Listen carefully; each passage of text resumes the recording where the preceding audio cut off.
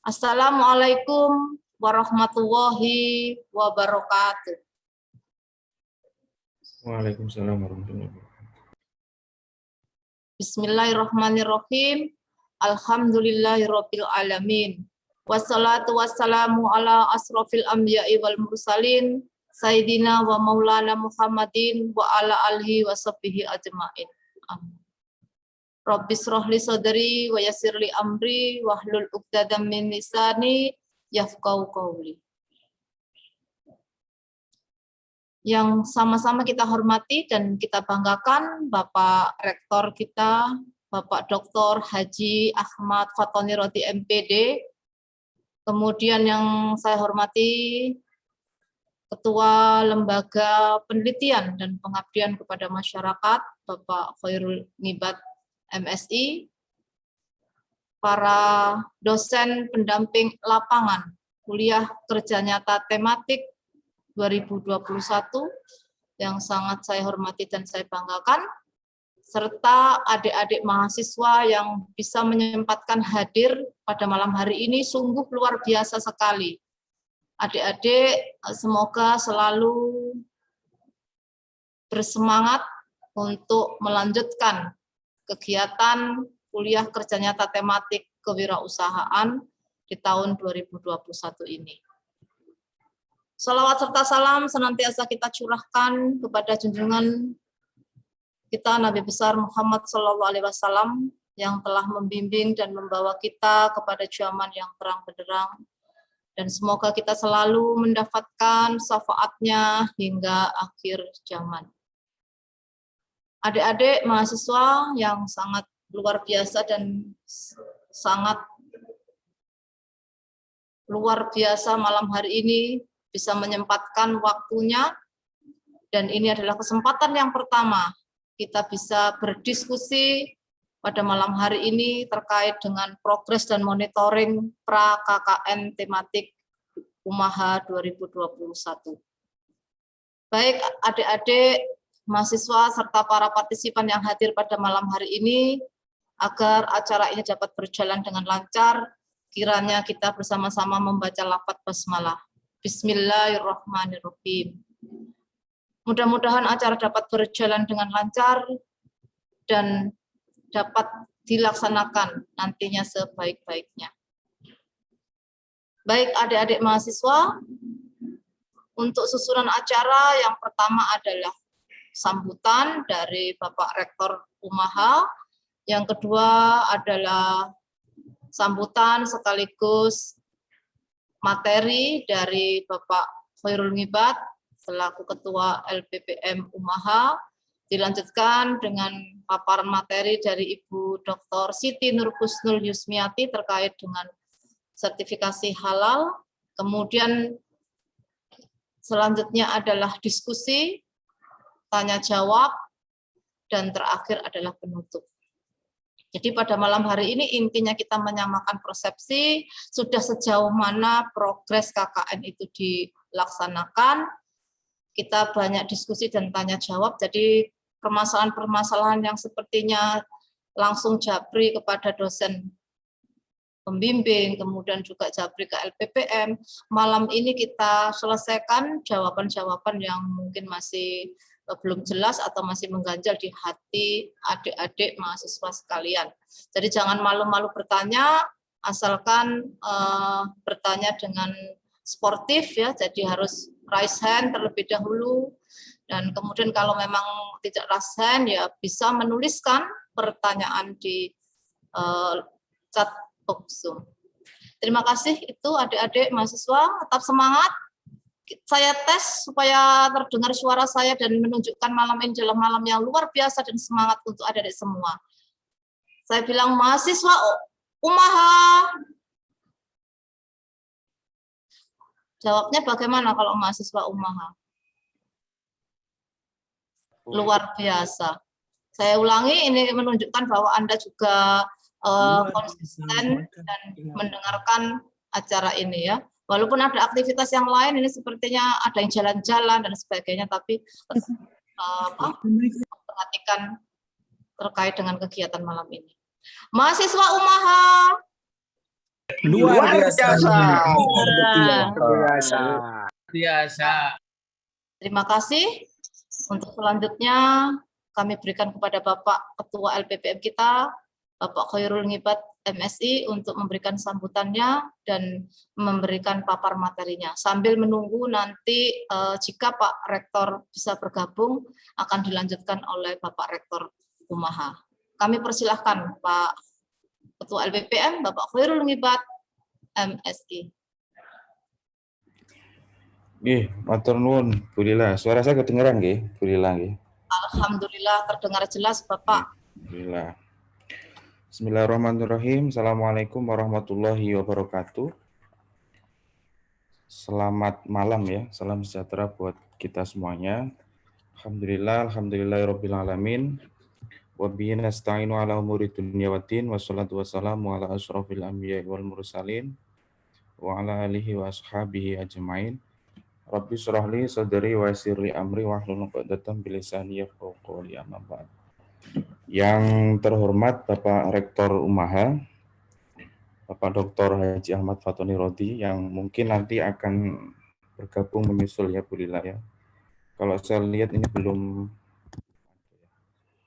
Kemudian para wakil rektor, para dekan, para sekretaris dekan, para kaprodi, yang mungkin juga menjadi dosen pendamping lapangan, dan juga para DPL ya, dosen pendamping lapangan, dan para mahasiswa peserta KKN tahun 2021. Alhamdulillah, ini adalah hari pertama ya setelah kita melakukan pembekalan. Kami dari LPPM memang sepertinya ada sedikit perubahan. Kalau di tahun 2020 mungkin kami tidak terlalu meminta ada laporan pra-KKN. Cuma bagi kami di tahun 2021 ini laporan pra-KKN ini menjadi penting. Kenapa? Karena untuk memastikan program-program KKN ini nanti bisa berjalan dengan baik begitu. Dan kita ingin tahu sebetulnya program apa saja nanti yang akan dilakukan oleh masing-masing kelompok. Makanya kemarin sudah di-share Google Form yang di situ setiap kelompok kita minta untuk mengirimkan ya laporan pra-KKN.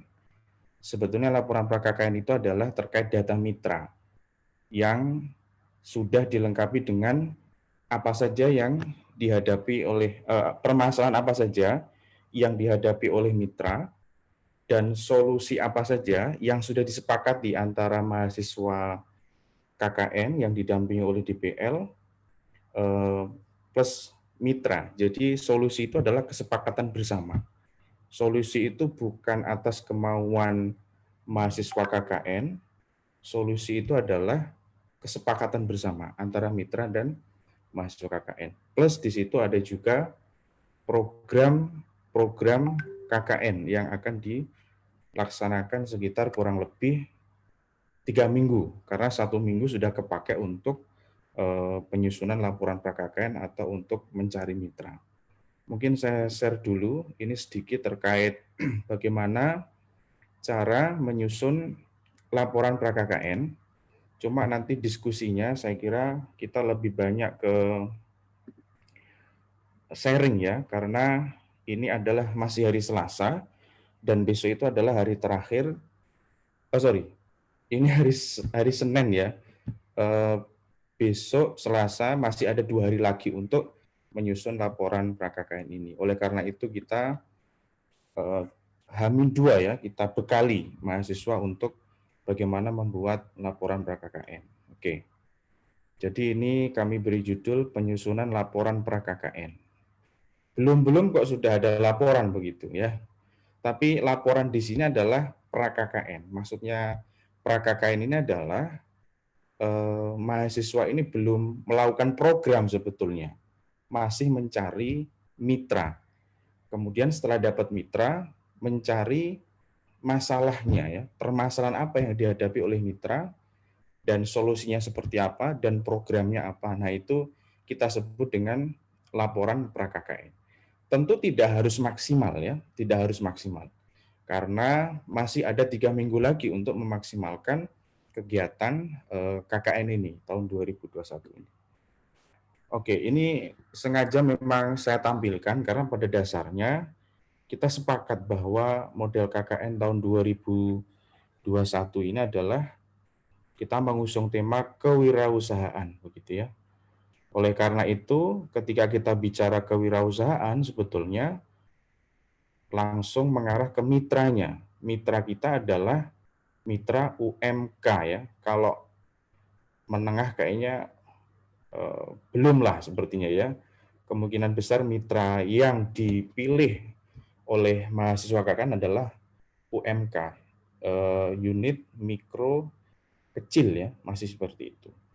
Kemudian kami sarankan dari LPPM setidaknya ada 2 permasalahan.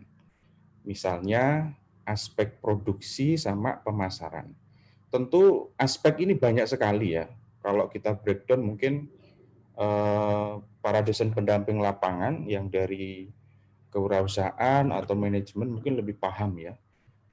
Jadi kalau kita breakdown banyak sekali permasalahan mitra ini. Cuma kami berharap begitu ya, ada 2 permasalahan utama. Yang pertama adalah aspek produksi, kemudian yang kedua aspek pemasaran. Contoh kalau aspek produksi misalnya mitra itu belum punya PRT misalnya begitu, silahkan didampingi. Atau mungkin mitra belum punya sertifikat halal misalnya, silahkan didampingi. Atau kalau memang nanti berani begitu, ini contoh ya, bukan berarti harus begitu ya. Ini contoh bukan berarti harus. Misalnya mitra punya masalah terkait aspek produksi, yaitu terkait mesin ya yang dipakai untuk proses produksi ini masih manual misalnya. Kalau memang kelompok itu sanggup, ya bagus, ada misalnya teknologi tepat guna. Saya kira tidak harus mahal misalnya. Ada satu kelompok yang, wah ini kayaknya bisa nih, kita membuat TTG misalnya. Teknologi tepat guna, tidak harus mahal, yang sederhana mungkin begitu. Itu silahkan. Ya. Kemudian aspek pemasaran misalnya, mitra punya masalah di manajemen pemasaran, begitu ya, pemasaran online, ataupun foto produknya belum bagus misalnya, itu silahkan boleh. Jadi ini kita berharap minimal ada 2 masalah ya, minimal begitu. Kemudian solusinya seperti apa? Solusinya ya kalau di situ belum punya sertifikat halal ya didampingi begitu. Target luarannya apa? Ya mitra itu punya sertifikat halal. Sekali lagi terkait sertifikat halal, kita juga tidak muluk-muluk ya. Intinya jika memang bisa, alhamdulillah. Karena kita bicara sertifikat halal ini juga prosesnya panjang saya kira. Tetapi jika memang belum bisa, setidaknya mahasiswa KKN bisa mendampingi bagaimana mitra ini punya persyaratan atau dokumen yang dipersyaratkan untuk mendapatkan sertifikat halal begitu. Contoh kemarin, mungkin ada Bu Husnul nanti yang akan lebih detail terkait sertifikat halal ya. Misalnya mitra harus punya NIB begitu. Nah boleh nih programnya adalah pendampingan perolehan NIB misalnya terhadap mitra, itu boleh. Jadi sertifikat halal saya kira ini prosesnya panjang begitu ya. Dan nanti mitra-mitra ini itu akan menjadi mitra pengabdian masyarakat Umaha. Jadi makanya kita minta data itu otomatis nanti dari 50 kelompok itu akan ada 50 mitra dan itu sebagai database mitra pengabdian Umaha tahun 2021 dan itu nanti akan kita kawal lagi di tahun 2022, 2003 dan seterusnya begitu. Harapannya adalah sampai nanti benar-benar mitra itu menjadi mitra yang mandiri, mitra yang memang benar-benar siap ya untuk bisa lebih besar lagi misalnya usahanya. Kemudian di sini juga ada TTG misalnya ya, terus edukasi tentang manajemen pemasaran, pelatihan marketplace, foto produk. Nah, kami berharap dibuat seperti ini nanti. Solusinya apa, targetnya apa begitu. Kemudian ini terkait metode pelaksanaan, saya kira kami sudah mencoba untuk bagaimana dalam satu kelompok itu mahasiswa dari berbagai prodi itu punya peran begitu. Mahasiswa Fikes punya peran yang lebih ke arah kesehatan misalnya. Mahasiswa teknik lebih ke arah yang ya teknik begitu ya.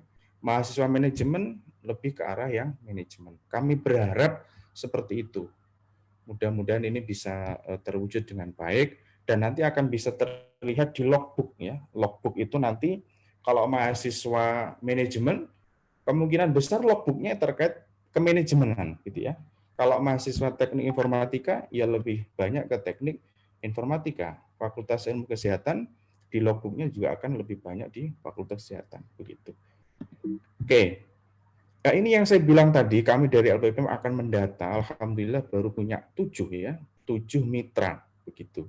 Kemudian dengan KKN 2021 ini nanti kita akan punya sekitar 57 mitra KKN. Di tahun depan nambah lagi, dan nambah lagi begitu. Oke, ini yang tadi saya sampaikan. Di sini kami akan mengawal terkait bagaimana menyusun laporan pra-KKN, yang mana terdiri dari 3 bab ya. Ada bab pendahuluan, di situ terdiri dari analisis situasi, dan yang kedua ada permasalahan mitra. Nanti mungkin sedikit akan saya jelaskan dan akan saya beri contoh begitu dari LPPM. Tentu contoh ini merupakan contoh memang kami ambil dari template program kemitraan masyarakat yang itu diselenggarakan oleh pada waktu itu Kemristek Dikti ya, tapi sekarang sudah Kemdikbudristek. Jadi memang template ini kami ambil itu dari hibah dosen yang pengabdian ya. Dan tentu nanti jika memang laporannya sesuai dari kami dari LPPM, saya kira Bapak Ibu dosen pendamping lapangan langsung bisa dipakai nih laporan ya untuk misalnya laporan pengabdian dosen ya begitu. Kemudian bab 2 ada solusi permasalahan, bab 3 ada metode permasalahan. Oke, di sini mungkin akan saya sampaikan, kami sudah mengupload ya terkait template laporan pra-KKN. Di situ kami sampaikan ada istilahnya analisis situasi. Apa sebetulnya analisis situasi ini? Analisis situasi ini adalah mahasiswa bisa menguraikan gambaran situasi atau kondisi mitra yang bergerak di bidang ekonomi produktif ya atau UMKM yang meliputi profil mitra dengan data dan gambar foto situasi mitra, kemudian juga uraian segi produksi, manajemen usaha mitra, dan uraian yang selengkap mungkin terkait persoalan yang dihadapi mitra. Jadi di bagian analisis situasi ini adalah gambaran terkini ya atau kondisi saat ini. Jadi kondisi di mana mahasiswa itu belum turun begitu ya. Kondisi di mana mahasiswa itu belum melakukan program KKN begitu. Plus nanti disampaikan segala permasalahan mitra baik itu dari aspek produksi, manajemen ataupun yang lain. Barangkali ini juga luas kalau kita breakdown satu persatu. Tapi setidaknya nanti ada data profil mitra seperti ini. Ya, ada nama usaha, kemudian badan usaha, bidang jenis usahanya apa, alamat usahanya apa, ya, tahun berdiri, nama pemilik, dan seterusnya. Ini menjadi database yang sangat penting bagi LPPM. Profil mitra sebelum mahasiswa itu melakukan program KKN. Jadi misalnya nih, omset per bulan, katakan omset per bulan mungkin 2 juta. Nanti kita akan lihat setelah mahasiswa ini melakukan kegiatan KKN, kira-kira itu berapa omsetnya. Atau mungkin profit misalnya. Tentu kalau memang tidak bisa per bulan, nanti juga kita bisa lihat per hari barangkali ya bagaimana profitnya. Karena kan kegiatan KKN hanya berlangsung selama kurang lebih 1 bulan atau bahkan tidak sampai 1 bulan ya. Oke, di sini mungkin akan saya sedikit beri contoh barangkali ya bagaimana caranya menuliskan analisis situasi ini. Jadi nanti mahasiswa semuanya langsung saja kepada UMKM yang dipilih begitu ya. Jadi silahkan disampaikan UMKM itu di desa apa, kecamatan apa ya, kabupaten apa. Kemudian dari survei yang dilakukan oleh mahasiswa yang didampingi oleh dosen pendamping ini nanti akan ketemu tadi yang sudah saya sampaikan di depan, itu silakan diisi nama pemilik usaha ya dan seterusnya. Kemudian ini bisa masuk ke aspek produksi misalnya. Silahkan ditanyai ya, disurvei lebih dalam. kira-kira ada permasalahan produksi apa di situ. Kalau di sini kami contohkan misalnya, sebetulnya di mitra ini sudah punya PIRT begitu ya, tetapi yang belum punya adalah sertifikat halal begitu ya, dari LPPOM MUI begitu, atau mungkin izin BPOM juga belum punya. Berarti sebetulnya itu adalah menjadi permasalahan, dan permasalahan itu ada solusinya begitu. Nah, solusi inilah yang sebetulnya jadi program KKN begitu ya. Kemudian di sini saya juga menyebutkan misalnya mitra itu belum tahu terkait SNI mungkin ya, SNI dari produk itu. Biasanya kan setiap ada ya produk makanan atau minuman atau yang lain itu ada SNI misalnya. Barangkali mitra ingin belajar tentang SNI-nya, Standar Nasional Indonesia. Atau mungkin mitra belum tahu terkait good manufacturing practice ya. Mungkin ini mahasiswa teknik industri saya kira lebih paham, atau mungkin mahasiswa Fikes misalnya. Kemudian mitra belum memahami pentingnya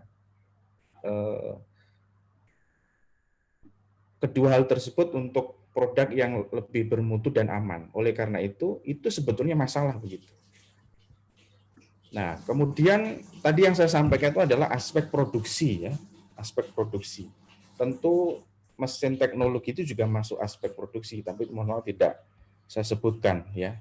Kemudian yang kedua ada aspek pemasaran misalnya. Nah, dari permasalahan ini misalnya mitra sangat pengen begitu ya, usahanya itu didigitalisasi, dan itu saya kira sesuai dengan topik KKN kita, tema KKN kita tahun 2021 yaitu digitalisasi UMKM.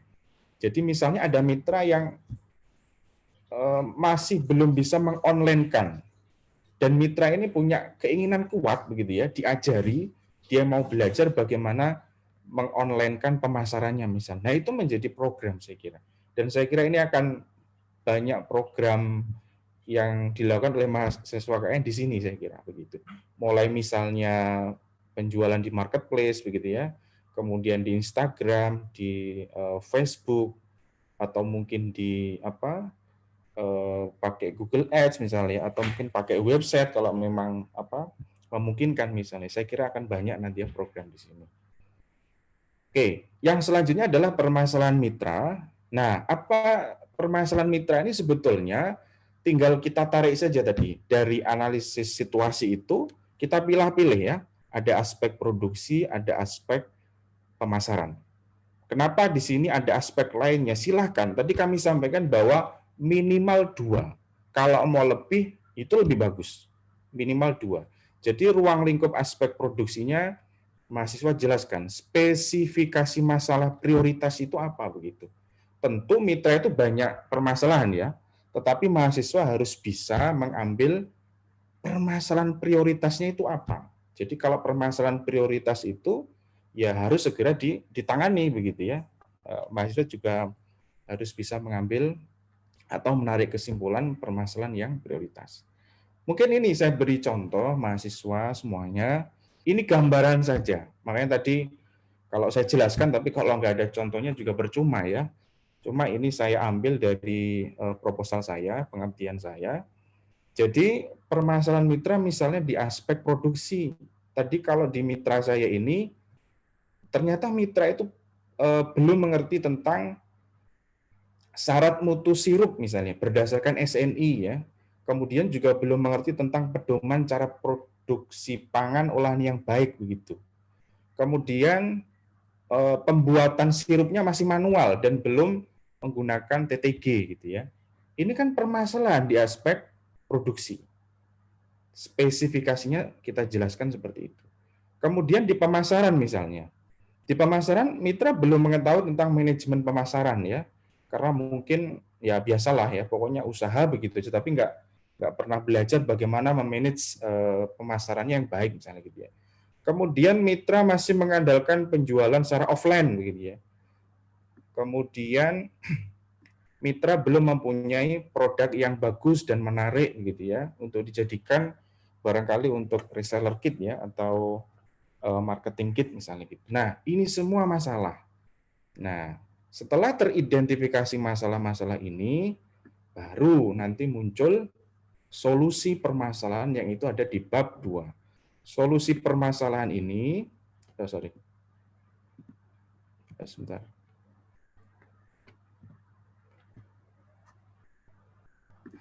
Solusi permasalahan ini mahasiswa menguraikan semua solusi yang ditawarkan untuk menyelesaikan permasalahan yang dihadapi. Silahkan dituliskan semua solusinya, kemudian tentu solusi yang sesuai prioritas ya, prioritas permasalahan. Kemudian juga dituliskan jenis luarannya apa begitu ya yang dihasilkan. Mungkin ini nanti juga akan menjadi pertanyaan ya, luaran yang seperti apa misalnya begitu ya. Kemudian juga kalau bisa setiap solusi itu mempunyai luaran tersendiri dan sedapat mungkin terukur dan dapat dikuantitatifkan ya. Nah, ini mungkin bisa kami buatkan tabel seperti ini ya.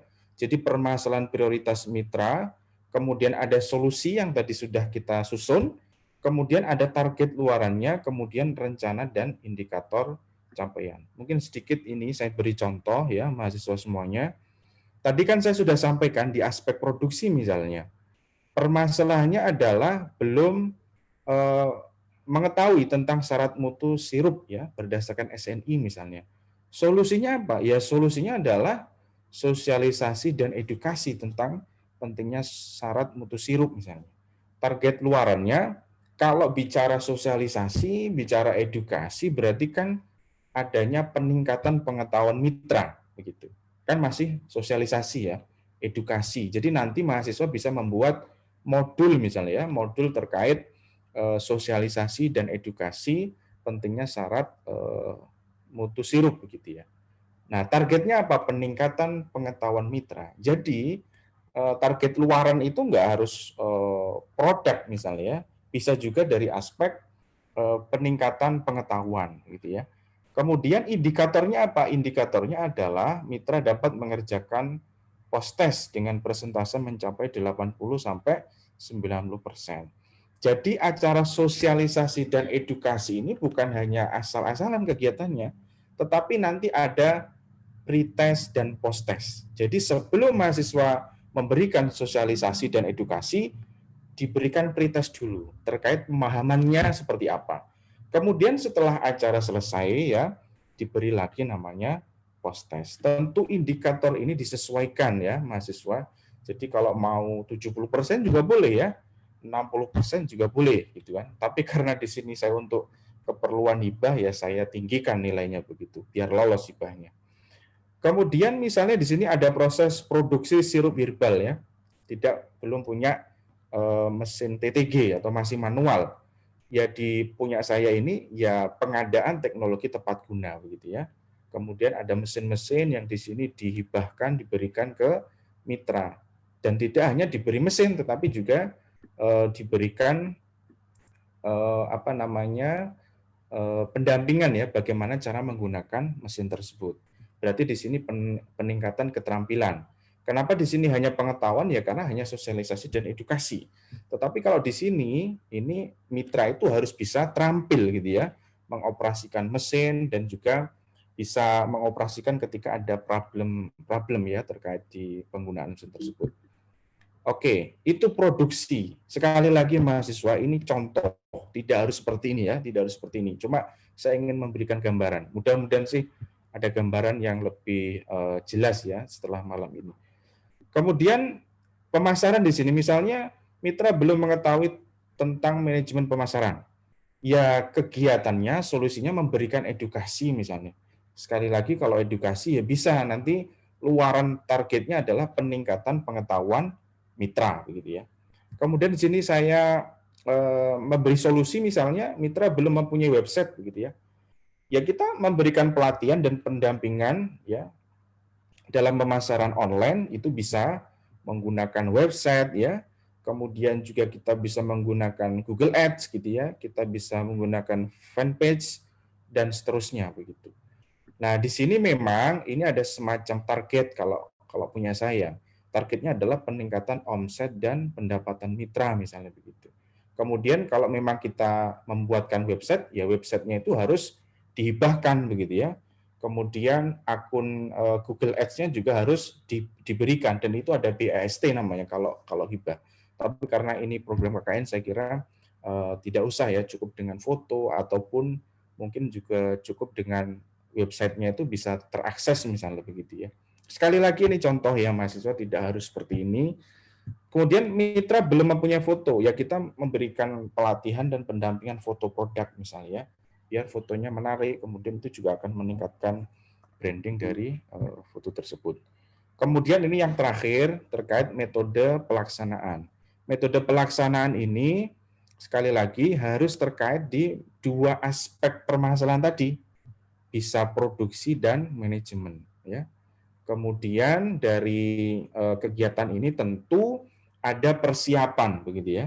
Persiapannya adalah misalnya kalau acara edukasi dan sosialisasi membuat materi begitu ya. Materi-materi bisa dalam bentuk modul dan PowerPoint. Ini juga menarik mahasiswa. Jadi kalau Anda mungkin punya modul, silahkan nanti diinfokan ke LPPM, barangkali nanti bisa kita ISBN-kan dan itu menjadi luaran dalam buku ber-ISBN begitu ya. Kemudian ada pembuatan website misalnya, pembuatan akun dashboard dan lain seterusnya. Ini adalah persiapan. Baru pelaksanaannya. Tadi pelaksanaannya saya ada 5 kegiatan ya, mulai dari sosialisasi dan edukasi tentang pentingnya syarat mutu siru begitu ya, serah terima TTG, kemudian edukasi tentang manajemen pemasaran gitu ya, pelatihan dan pendampingan pemasaran online begitu, kemudian pelatihan dan pendampingan foto produk. Tentu dari metode pelaksanaan ini mahasiswa bisa lihat nanti ketika memang di situ minta target peningkatan pengetahuan ya harus ada pretest dan post-test. Kalau di situ ada peningkatan keterampilan ya nanti dibuatkan semacam indikator penilaian misalnya. Kalau indikatornya bisa berjualan online menggunakan marketplace, apa saja misalnya ya, mulai dari bagaimana cara memproses pesanan misalnya, bagaimana cara pembayaran lewat Shopee Pay atau apalah ya, itu saya kira mahasiswa lebih paham begitu ya. Oke, saya kira itu Bu Lila semacam untuk menarik diskusi kita malam ini. Silakan nanti kita diskusi lebih banyak. Kemudian juga harapannya adalah kalau memang ada permasalahan nanti bisa kita diskusikan dan semoga segera terselesaikan. Saya kembalikan ke Bu Lila. Terima kasih. Mohon maaf jika ada yang kurang berkenan. Assalamualaikum warahmatullahi wabarakatuh. Waalaikumsalam warahmatullahi wabarakatuh. Terima kasih Bapak Khairul Ngibat yang telah memberikan paparan materinya yang sungguh luar biasa, dan mudah-mudahan yang disampaikan beliau sebagai stimulus untuk adik-adik semua semakin banyak bertanyanya karena bingung atau bertanyanya karena memang ada sesuatu yang perlu didiskusikan. Sebelum kami memandu untuk sesi diskusi dan tanya jawab sambil menunggu pemateri berikutnya, perlu kami sampaikan di sini laporan Pak Ibat. Kami dari tim LPPM sebenarnya sudah menyampaikan ke Google Form. Google Form itu terkait dengan pengisian profil mitra. Nah, ini setelah kami cek dari seluruh kelompok sebanyak, saya lupa kelompoknya ada berapa ya? 50 ya? Berapa? 50 Bu Lila. Dari 50 kelompok dan 24 JPL dari Google Form yang kami sebar, hanya 1 kelompok yang sudah mengisi Google Form. Wah, luar biasa itu. Luar biasa ini. Berarti adik-adik mahasiswa ini tidak mengirimkan Google Form-nya kembali. Apakah memang belum dapat mitranya, ataukah lupa, atau malah ini ya, artinya kan kemarin saya mendengar, saya sudah ketemu dengan DPL-nya Bu, dengan Zoom, dengan sudah koordinasi begitu. Tetapi malah yang diinginkan dari pihak kami terlupakan. Tapi mudah-mudahan besok bisa diisi ya, harus segera. Kenapa kok harus mengisi Google Form itu? Itu juga sebagai pemahaman kami bahwa adik-adik ini sudah mendapatkan mitra. Mitranya itu mitra apa? Karena di situ di Google Form itu sudah jelas nama mitra, profilnya sudah punya NIP dan sebagainya. Itu sebagai data awal kami untuk melihat bahwa adik-adik semua ini masing-masing kelompok sudah mendapatkan mitra. Kemudian yang kedua, jadi kami mohon dukungan juga para DPL untuk mengingatkan kembali mahasiswa bimbingannya untuk mengisi. Dan yang jelas pemilihan mitra ini tentunya atas persetujuan DPL. Ya, adik-adik kami sampaikan persetujuan mitra itu juga diketahui oleh DPL. Jadi adik-adik misalnya mendapatkan mitra produktif A, itu juga disampaikan kepada dosen pendamping lapangannya. Bagaimana responnya, setuju atau punya alternatif lain, terlalu jauh, dan bagaimana ini ada lebih bagus. Nah, itu harus disampaikan kepada DPL-nya. Jadi kami mohon juga dukungannya, saling mengingatkan antara DPL dan mahasiswa bimbingan. Nah, yang mengisi satu itu hanya kelompok 14. Ya, kalau ini saya bacakan di sini, kelompok 14, ya, kelompok 14 itu, kelompok 42. Kelompok 42, mitra KKN-nya Selumpia itu. Nah, ini saya juga nggak tahu. Apa judul atau bagaimana. Selumpia ini saya nggak tahu bahasa dari mana. Nih, saya cari di Kamus Besar Bahasa Indonesia kok belum ada. Apa lumpia Semarang atau lumpia ini enggak? Saya kurang paham ini. Jadi dituliskan sejelas-jelasnya. Dan jangan ya, mohon maaf ya adik-adik, mitra itu ya enggak boleh ngarang ya, karena tadi betapa pentingnya Pak Ipat sudah mendeskripsikan. Jadi seakan-akan adik-adik itu terbawa langsung ke mitra tersebut. Kan paragrafnya sepertinya banyak paragraf yang deskripsi, menceritakan profil mitra. Sehingga ya harapannya ya jangan ngarang ya. Ini saya kurang paham ini ya. Karena tetap kita koreksi ini nanti. Selumpia saya nggak paham ini mitranya. Kemudian bidangnya food and beverage ya. Food and beverage ini bidang makanan ya. Kemudian produk usaha lumpia. Mungkin ini maksudnya selumpia itu lumpia itu ya. Ada itunya saya nggak paham. Kemudian daerah Sugiwara Sandi, oke. Nomor WA mitranya sekian. Nah, yang lainnya kami harapkan, kami tunggu untuk segera mengirimkan Google Form balik kepada tim LPPM. Itu yang perlu kami sampaikan sebagai awal bahwa adik-adik itu mahasiswa sudah memahami tentang kegiatan KKN yang bertemakan tematik kewirausahaan dengan mitra produktif, dan ada memang dua mitra yang dari SMP YPM 1 Taman dan dari SMK YPM 5, kemudian ada mitra Wiradesa dan ada mitra TDM, ya, teknologi tepat guna. Yang lainnya adalah mitra yang harus dicari sendiri. Jadi mitra dari SMP sudah jelas, sudah kami buatkan surat resminya, kemudian SMK YPM 5, Wiradesa, dan kelompok yang mendapatkan hibah teknologi tepat guna.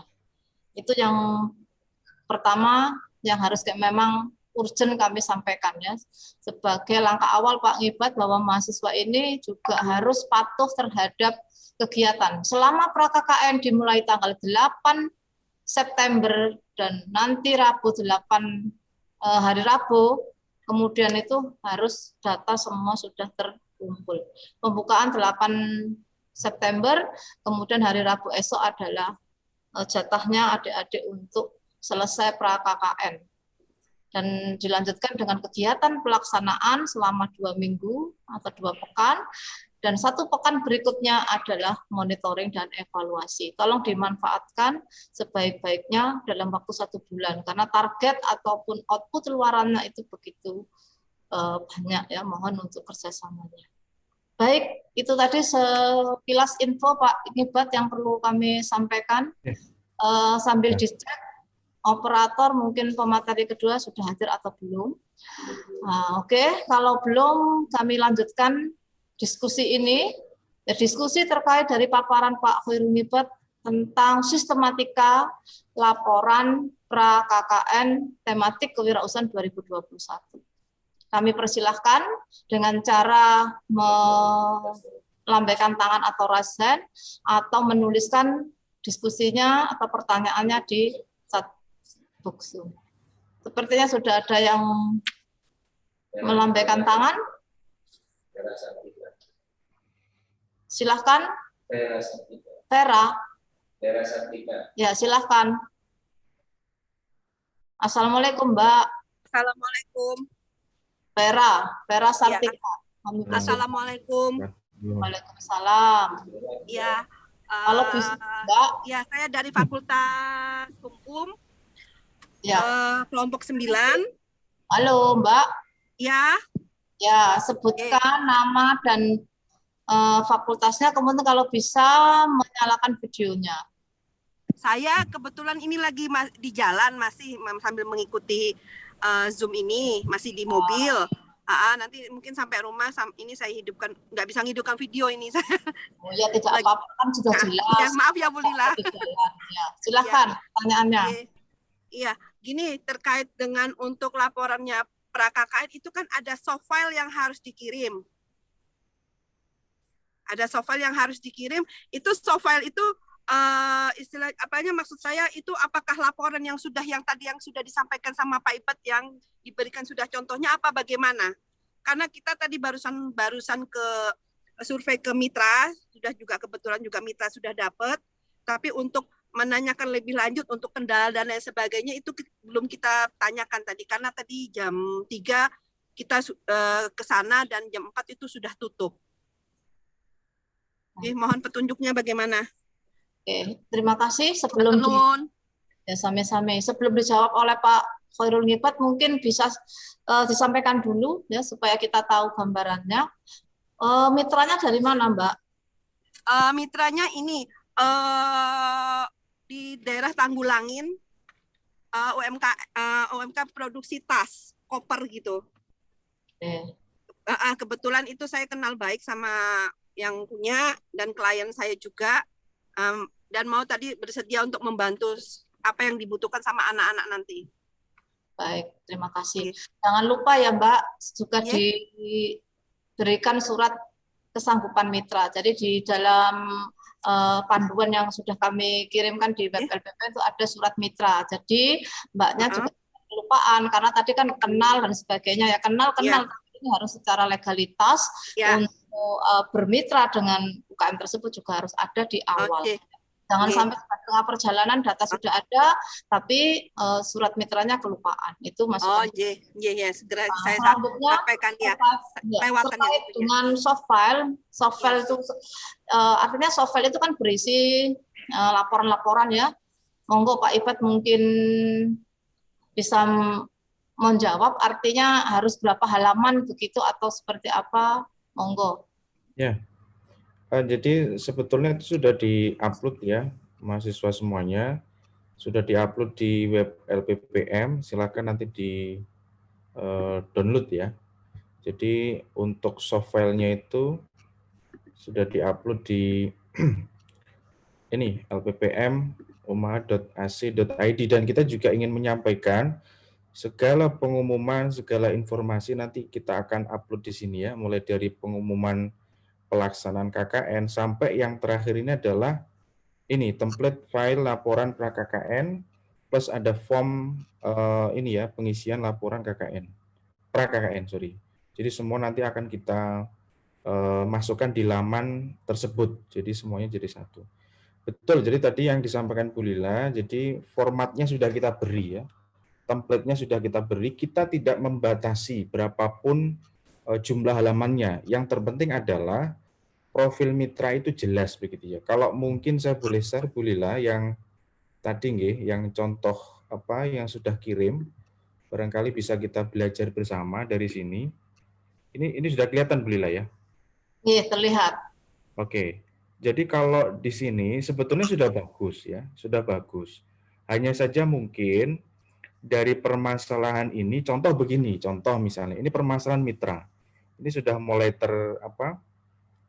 terbaca sebetulnya ya, masalahnya apa misalnya. Ini yang jadi pertanyaan saya sebagai orang yang membaca laporan pra-KKN ini, di sini ada aspek kualitas misalnya ya.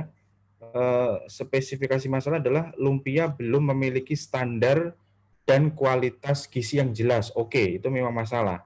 Tetapi mungkin di kegiatannya, saya membacanya ini mahasiswa masih bingung ini kegiatannya seperti apa begitu. Target luaran oke ya, standar dan kualitas gizi lumpia sudah jelas. Tapi kalau kita lihat di metode, kami akan membuat standar pembuatan dengan takaran dan nilai gizi yang jelas agar membantu edukasi pasar dan positioning produk. Oh, berarti ini dari kelompok ini berarti ingin SOP ya kalau tidak salah ya, memberikan SOP biar kualitas produknya lebih bagus mungkin begitu. Tapi ini juga harus ada indikatornya ya nanti ya. Sebentar, saya cek indikatornya apa ini. Lumpia memiliki standar dan kualitas gizi yang jelas. Nah, ini belum tersampaikan dengan baik, Bu Lila, misalnya ya. Jadi kualitas standar dan kualitas gizi yang jelas seperti apa itu kalau bisa disampaikan. Kalau seperti ini sepertinya masih bingung nanti kegiatannya itu seperti apa. Tentu di sini saya kira mahasiswa dari Fakultas Ilmu Kesehatan ya mungkin atau mungkin teknik industri saya kira mempunyai peran yang penting. Mungkin begitu Bu Lila. Tapi ya enggak masalah. Ini kan masih proses ya. Mungkin nanti bisa diperbaiki dan kalau memang nanti memungkinkan mungkin dari pihak LPPM akan membantu ya ngecek satu persatu barangkali nanti biar diberi masukan begitu ya. Terima kasih. Itu Bu Lila. Halo Pak, mohon jangan ditutup dulu Pak. Oh, tadi Ge. Oke. Bentar. Monggo. Tadi apa yang disampaikan Pak Ibat itu sebenarnya harus diapresiasi ya mahasiswa, adik-adik. Ya, sudah bagus ini. Artinya begini, ini adalah sungguh luar biasa dari kelompok 42 ini ya. Sudah berupaya membuat daripada yang belum. Kami tunggu untuk kelompok-kelompok berikutnya. Kemudian mungkin saya ingin menambahkan Pak Ibat. Dari ini, kalau kita baca, ini tadi kan saya tadi itu juga masih penasaran ya. Mungkin yang ada enggak ini kira-kira yang mengirimkan laporan pra-KKN ini? Di forum ini ada enggak? Kelompok 42. Nah, jika ada tolong dijawab. Ini ini memang judulnya selumpia itu, judulnya ini loh. Saya ya nanti aja lah kita ini ya Pak Ibat ya kita beri revisi ya tanda merah kalau memang memungkinkan. Sebenarnya sudah bagus sih Bu Lila menurut saya, cuma yaitu lebih di ini lagi di aspek kualitas ya. Kalau yang lain saya kira sudah penasaran begitu udahlah. Cuma di sini menambahkan Pak yang ini hanya saya masalah judul saja. Ini saya ingin mengetahui judulnya itu kok bukan enggak ini loh scale judulnya tadi selumpia itu loh, saya penasaran itu apa gitu loh Pak, itu apa nggak nyambung atau bagaimana nama usaha selumpia itu, ini memang judul yang lagi tren atau seperti apa, kan saya masih penasaran itu judul. Kemudian yang selanjutnya adalah tadi itu Pak, yang tabel tadi, masalah kualitas tadi. Yang ini ya? Yang kualitas, nah stop, Nah ini kan dijelaskan di sini, lumpia memiliki standar dan kualitas gizi yang jelas ya. Nah, ini kalau boleh tahu lumpianya bahan dasarnya apa mungkin bisa dijelaskan sehingga kita bisa ngomong di sini standar kualitas gizi itu dari bahan apa. Ya. Bahan pembuatannya lumpia ya jelas kulitnya ada, dalamnya apa sehingga kita bisa ngomong kalau lumpia itu isinya dari dada ayam itu kan jelas sehat gitu loh. Apakah ini juga hanya dari apa yang mengandung protein ya seperti dada ayam atau mungkin dari jamur atau dari bahan-bahan yang lain. Intinya di sini juga di mana ya supaya kita tahu bahan dasar dari pembuatan lumpia itu sehingga pada aspek kualitas itu akan nyambung begitu. Dan yang kedua, mungkin akan lebih menarik lagi kita juga menyebutkan di analisis situasi itu kita bisa ngomong. Yeah. Lumpia saya itu enak, karena begini-begini anti kolesterol dari jamur, dari rebung dan sebagainya yang mengalahkan bukan mengalahkan ya, artinya ada sedikit perbedaan dengan lumpia yang sudah tren, yang paling enak nomor 1 kan lumpia Semarang lah. Apakah khas daripada lumpia ini? Oh, ini tidak terbuat dari tepung terigu, tapi terbuat dari tepung kedelai misalnya, atau tepung-tepung yang lain yang tidak membuat orang itu gemuk. Jadi jangan khawatir makan lumpia sebanyak-banyaknya tidak menjadikan tinggi kolesterol, atau karena ini kan digoreng gitu ya. Nah, itu mungkin pada analisis situasi bisa dimasukkan seperti itu, akan semakin nyata bahwa ini adalah kelebihan daripada produk UMKM jenis lumpia. Mungkin itu sebelum nanti kami tambahkan yang lainnya. Baik, terima kasih. Sekali lagi kita berikan aplaus dari jauh. Ya, kelompok 42 sudah membuat proposal. Kok proposal. Ingatnya proposal, lihat Pak Ipet, saya selalu ingat proposal gitu ya. Partnya laporan pra-KKN begitu. Mungkin baik. Bisa dibaca di chat Bu Lila. Atau Bu Mahmudah mungkin ya yang mau ini ya. Monggo Bu Mahmudah. Saya kembalikan lagi itu aja masukan dari saya Pak Nibat, karena melihat saking senengnya karena sudah ada yang jadi laporannya, walaupun harus dipoles kan begitu ya Pak Ibat ya. Sekarang dan sebetulnya belum deadline sih Bu Lila ya, masih Rabu. Ya, deadline-nya hari Rabu insya Allah Pak. Jadi ada 2 hari lagi. Kami persilahkan Bu Mahmudah. Oke. Assalamualaikum warahmatullahi wabarakatuh. Waalaikumsalam. Oke, terima kasih waktunya Bu Lila, Pak Ibat, semuanya. Satu yang ingin saya tanyakan, yang pertama, kalau lebih dari 1 bagaimana? Terus ini kan kita arahnya ke sertifikasi halal. Oke, arahnya ke sertifikasi halal, dan salah satu syarat sertifikasi halal kemarin di Sehati itu syaratnya memang ada usaha ini harus berdiri paling enggak 3 tahun. Tapi ya semuanya coba. Nah, ini juga kalau untuk sertifikasi halal sebetulnya sih masih ada tawaran juga, masih ada keinginan dari beberapa UMKM yang ingin dibantu. Kebetulan yang dari kelompok saya itu saya dapat 4, jadi ya asli usaha rumahan, dan alhamdulillah semua sudah ber-NIB. Tadi ada 1 yang izinnya ada, tapi NIB-nya yang baru belum diproses, dan sudah diproses sama ada anak dan sudah diproses sama mahasiswa hukum. Kurang 1 yang belum diproses, yang 2 sudah ber-NIB semua. Jadi ini semua mendekatinya ke proses halal, dan mereka juga karena makanan, mereka sebetulnya ingin sampai dibantu untuk menguruskan sampai ke BPOM. Nah, kalau 2, apakah berarti saya laporannya tetap 1 tapi isinya 2 atau pripun, Pak?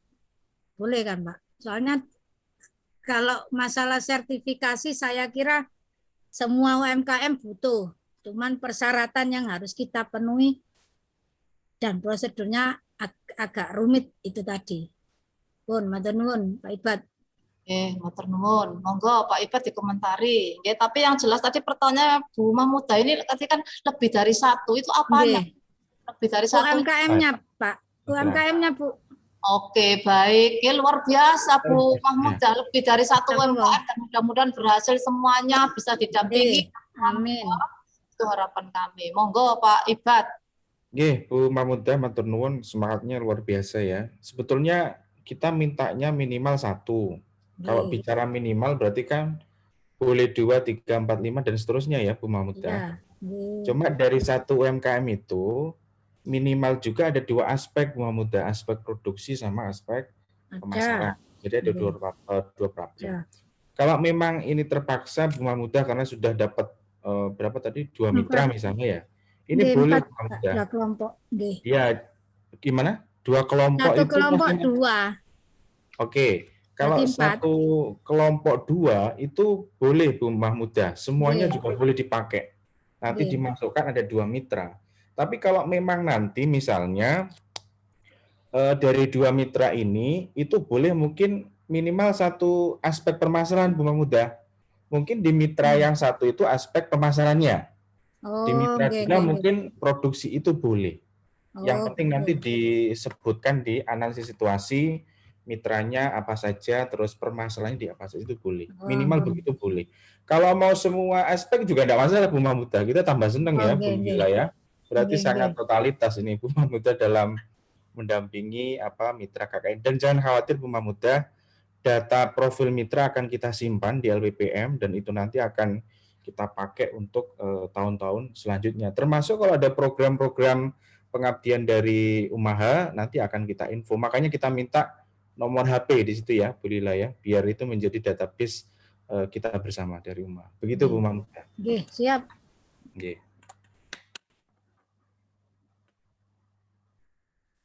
Monggo Bu Lila. Bu Lila masih itu kayaknya apa? Unmute ya? Masih mute Bu, unmute. Baik, maaf. Ya. Kami juga memberikan sesi diskusi ini kepada dosen pendamping lapangan yang mungkin masih ada pertanyaan. Ini adalah kesempatan yang baik untuk seluruhnya, baik itu mahasiswa ataupun dosen pendamping lapangan, supaya lebih jelas dan dalam waktu kurang lebih 2 hari ini bisa menyelesaikan laporan pra-KKN dan segera di-upload. Itu. Oke, saya melihat di sini ada yang raise hand, Mbak Ketua BEM Universitas Asnifa. Masih di itu ya? Ya, terima kasih Bu Lila atas kesempatannya ya. Saya mau tanya terkait sambungan dari pertanyaan dari Mama Muda ya Bu. Kan katanya Bu Mamuda tadi kalau satu kelompok itu lebih dari satu mitra dan kata Pak Ngibat boleh. Lah kalau misalkan memang seperti itu Pak, untuk pelaporan yang kita ajukan untuk pra-KKN itu seperti apa? Apakah kita membuat 2 pelaporan atau 1 pelaporan saja? Karena kan dari setiap mitra itu memiliki latar belakang ataupun analisis yang berbeda toh pastinya. Nah, itu nanti gimana Pak untuk pelaporannya? Begitu saja Pak pertanyaan saya. Terima kasih. Ya, terima kasih kembali. Monggo. Oke, jadi saya beri contoh model pelaporan yang mitranya itu banyak ya. Sebentar ini ada, mungkin juga bingung ya, formatnya seperti apa. Ini terjadi dulu di tahun 2020. Sebentar saya share dulu Bu Lila ya. Oke, ini saya berikan ada semacam hibah ya dari Badan Riset Inovasi Nasional. Itu mitranya itu ada 3 minimal. Nah, jadi nanti tetap proposal. Laporan pra-KKN-nya 1 saja, nggak usah membuat 2 laporan pra-KKN. Cuma nanti disebutkan di situ ada contoh seperti ini. Dalam KKN ini kita memilih 2 mitra begitu. Mitra 1 apa, mitra 2 apa. Kemudian di sini data profil mitra 1 ya. Di foto-fotonya begitu ya. Kemudian di sini data profil mitra 2 begitu. Oke. Permasalahan mitra di sini ditulis ya, mitra mungkin nanti nggak apa-apa kita bantu, ada template ya, Bu Mahmuda sama tadi Asnifa yang tanya, mungkin ada template laporan pra-KKN ataupun laporan KKN yang itu lebih dari 1 mitra kita buatkan. Di sini kan kita bisa lihat mitra 1 aspek produksinya misalnya, apa permasalahannya, mitra 2 apa begitu. Solusinya pun juga demikian ya. Ada mitra 1, ada mitra 2.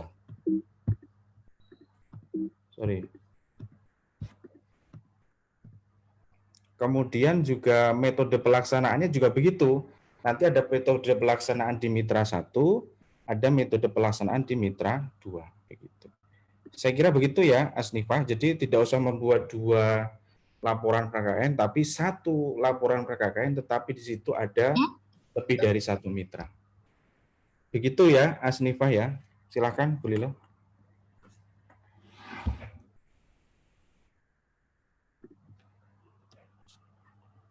Bu Lila masih di mute kayaknya, Bu Lila. Sudah jelas Mbak Asnifa? Oke, sekarang kita lanjutkan Pak Ngipat. Ini ada pertanyaan dari mahasiswa. Nih, terkait dengan kira-kira saat pelaksanaan KKN ada permasalahan tentang dana atau keuangan. Gimana ya? Pakai uang pribadi atau dapat dari kampus? Terima kasih. Wah, ini sudah masuk ke keuangan. Yang tanya kayaknya mahasiswa akuntansi atau manajemen kayaknya. Oke. Jadi gini mahasiswa semuanya, mulai tahun 2020 ini benar-benar spesial ya. Jadi Umaha itu tidak menarik biaya pendaftaran KKN ya. Ya, Kalau Bu. dulu 2019 ke sana itu Mana? masih ada biaya pendaftaran KKN. Dan dari biaya pendaftaran KKN dari mahasiswa itu dikembalikan lagi sebagai dana program begitu. Ya. Tetapi karena sekarang biaya pendaftaran KKN-nya free ya, tidak membayar sama sekali begitu, maka dana program kegiatan KKN yaitu disupport oleh mahasiswa KKN itu sendiri. Begitu. Makanya tadi saya sampaikan di pemaparan saya, ini contoh proposal hibah punya saya loh ya. Tidak harus seperti itu. Anda membuat kegiatan yang itu sesuai kemampuan Anda semuanya. Saya kira itu Bu Lila. Baik. Terima kasih adik-adik yang sudah semakin malam semakin banyak pertanyaan ini Pak Ibat. Ya. Kemudian ini ya. Memang sebelum saya jawab ini ya, seluruh lampiran dalam pelaporan KKN itu sudah bisa diunduh di webnya LPPM. Jadi adik-adik sering-seringlah mengunjungi web LPPM terkait dengan informasi terbaru, itu intinya. Nah, tetapi di sini memang kami belum memasukkan surat keterangan terkait misalnya kita bicara RT atau RW itu minta surat begitu Pak Ibat. Memang yang saya ingat itu lampiran hanya surat izin kepada orang tua, kemudian surat keterangan mitra. Nah, ini memang belum. Tetapi langsung saya jawab saja Pak Ibat, kita welcome saja. Kalau memang dari pihak RT atau RW atau siapapun dari yang ada dibutuhkan, artinya boleh RT atau boleh atau UKM-nya sendiri yang membutuhkan itu, ya silahkan aja adik-adik datang langsung ke LPPM atau mungkin ada kontak person yang bisa dihubungi dari tim LPPM, silahkan. Apa permintaannya, surat seperti apa? Artinya memang perlu kulonwun, tapi tadi kan saya sudah sampaikan di awal bahwa surat mitra itu logikanya disampaikan atau diberikan di saat adik-adik ini belum lanjut ke proses-proses yang lebih panjang terkait dengan ya UMKM itu gitu. Jadi artinya pada saat kulonwun atau berdiskusi tentang mau enggak bermitra dengan kami, kan mestinya kan ada begitu kan, tidak sekonyong-konyong tiba-tiba langsung mendapatkan mitra, akan tidak seperti itu. Nah, harusnya surat mitra itu ditunjukkan bahwa memang bersedia antara mitra dengan mahasiswa KKN ini klop. Oh ya, saya memang membutuhkan ini seperti yang sampaikan Pak Iba tadi, ada aspek pemasaran, ada aspek produksi, aspek permasalahan yang memang ada permasalahan, ya berarti adik-adik ini siap-siap untuk mencarikan solusinya. Nah, tetapi barangkali juga melihat kebudayaan atau lokal wisdom di daerah RT atau RW setempat itu biasanya juga tidak sama. Ada yang kulonwun itu tidak langsung ngomong mitra. Barangkali itu yang kenal, oh nggak apa-apa, saya punya UKM ini, silahkan aja. Tetapi kalau kita tidak kenal, nah itu bagaimana ya? Boleh juga ya Mbak, ini tolong diberikan dulu surat terkait dengan kedatangan Mbak-mbak atau surat izinnya itu kepada sekretaris RT. Biasanya kan surat itu dari sekretaris RT, kemudian di RT lah yang tanda tangan, akhirnya datanglah adik-adik ini ke tempat mitra tersebut. Nah, memang kami tidak mengharuskan seperti itu. Itu bebas. Artinya jika membutuhkan, silakan datang langsung ke LPPM. RT-nya berapa, RW-nya berapa, desanya mana, monggo silahkan download LPPM-nya. Begitu ya, berarti kami siap untuk membuatkan surat tersebut, jadi tidak ada masalah. Ya, jadi nanti dilampiri surat itu dan surat izin mitra. Jadi ini sudah saya jawab Pak Ida pertanyaan dari peserta. Oke, terima kasih. Adik-adik, jika nanti ada pertanyaan, jangan sungkan-sungkan, silahkan dikonsultasikan di ruang chat Zoom. Ya, nanti ada beberapa pertanyaan yang memang belum kami jawab, ditunggu, kami akan mengumpulkan pertanyaan-pertanyaan yang memang harus kami jawab dari tim. Kenapa? Karena para narasumber yang kedua dari Bu Dr. Siti Nur Kusnul Yusmiati sepertinya sudah hadir, dan apa yang disampaikan oleh Bu Mahmudati, pertanyaannya inilah Bu, sesi yang kedua ini akan membahas terkait dengan sertifikasi halal. Monggo, salah sapa dulu, barangkali Bu Kusnul bisa mendengar suara kami di sini. Assalamualaikum Bu Kusnul. Waalaikumsalam warahmatullahi wabarakatuh. Terima kasih Bu atas kedatangannya Ibu di ruang Zoom ini yang sudah ditunggu-tunggu oleh mahasiswa dengan berbagai pertanyaan terkait dengan sertifikasi halal. Maka dari itu, daripada menunggu waktu yang lama, silahkan Ibu kami berikan waktu untuk mempresentasikan terkait dengan sertifikasi. Biasa Nur, di tengah-tengah Nur. Monggo.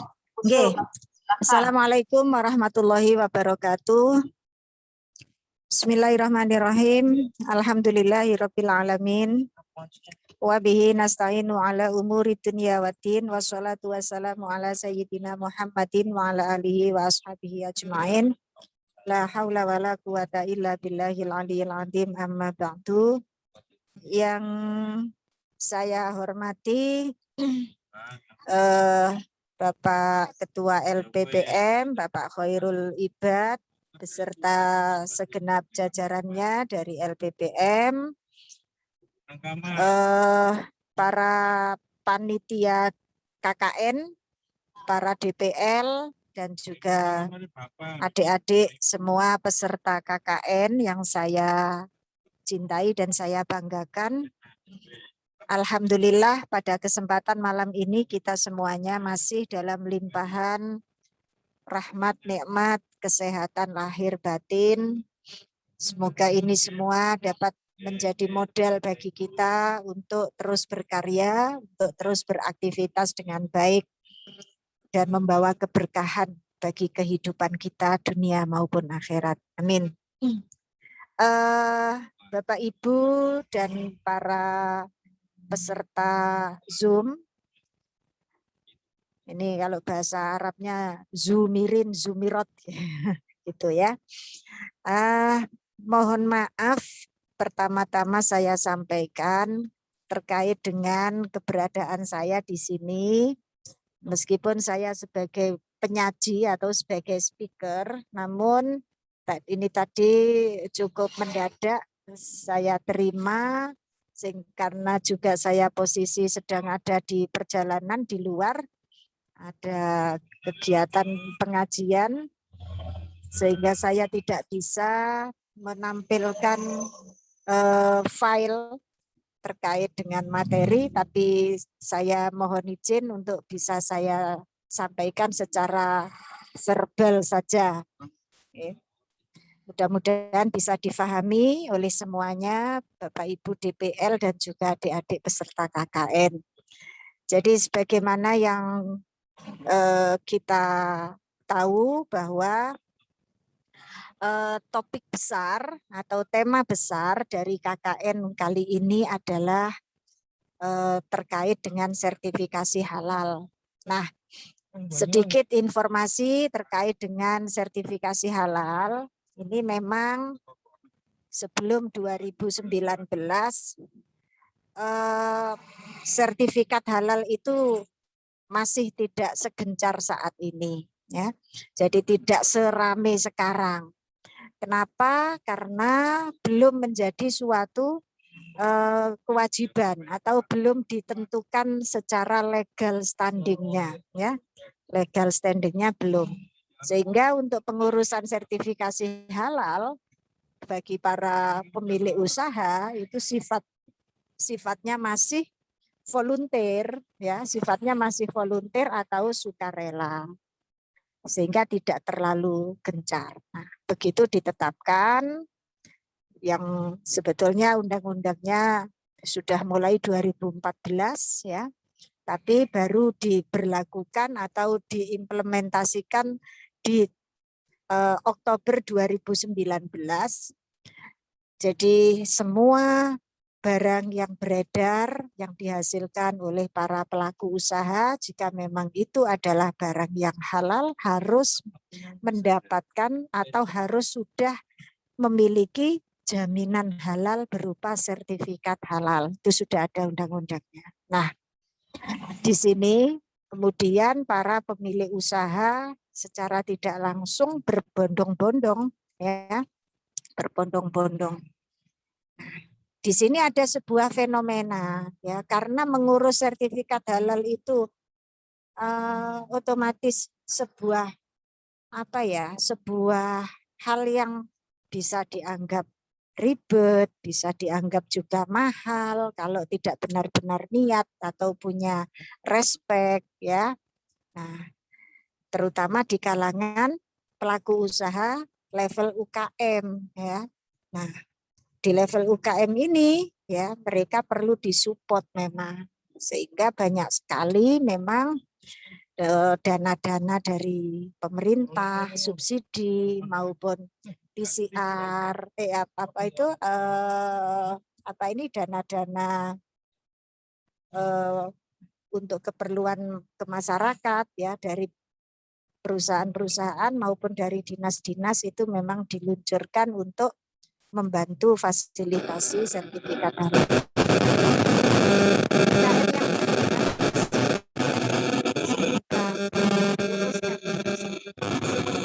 Sebetulnya semua jenis usaha menghasilkan produk itu ya, seperti yang saya sampaikan tadi berdasarkan Undang-Undang Jaminan Produk Halal tahun nomor 39 tahun 2021, semua yang beredar harus bersertifikat halal.